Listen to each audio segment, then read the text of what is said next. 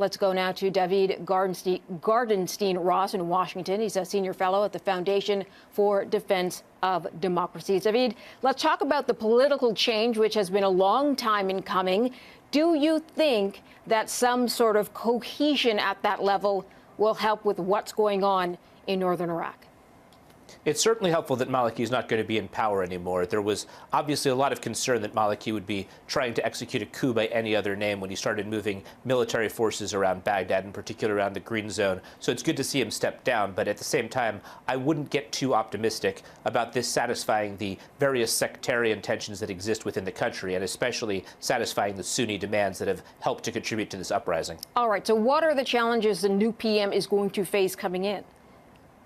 The challenges, I say, are twofold. One challenge is satisfying the Kurdish regions. The tensions between the central government and the Kurdish regions have been a contributing factor, one of the reasons that originally the Kurdish forces were sitting out of this conflict. Obviously, that's not happening anymore after ISIS's advances into those Kurdish areas. Secondly, though, is satisfying the Sunni communities that the central government isn't marginalizing them. If you look at the uprising that's occurred, it's not just about the Islamic State, although they have certainly been in the lead and they're the most dangerous faction, but you also have a tribal uprising. You also have other insurgent groups, including ex-Baathists, who've been a part of this. And one of the reasons that they've been able to advance so quickly is the fact that they're not unwelcome in majority Sunni areas. That's going to be a much more difficult nut to crack for the new prime minister. So then let me ask, we have American airstrikes. We have other countries saying we're ready to help arm the Kurdish soldiers there.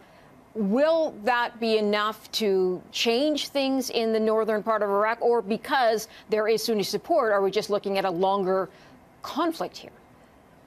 You certainly will see things changing in the northern areas. In the Kurdish areas, you had a limited Islamic State advance into some Kurdish towns and cities, but they were quickly pushed back once you got U.S. airstrikes and once you got the more competent Peshmerga forces deployed to where the Islamic State was. You won't see the Islamic State overrunning the Kurdish areas. The real question, though, is when will the Islamic State lose its momentum? When will we see it start to lose territory? And thus far, there isn't an indication that they're going to start losing territory anytime soon. I think it's critical that some advances by the Islamic State's enemies, and it's surrounded by enemies, actually succeed, because it's in a very precarious position. It's betrayed its own partners in its own coalition. It's surrounded by nothing but enemies, and it's just made more and more enemies all the time, including deploying forces to attack religious minorities and basically commit genocide against them when they weren't even threatening the Islamic State, going after the Yazidis, going after the Christians. That's showing a very unwise player, and an unwise player like that is very vulnerable,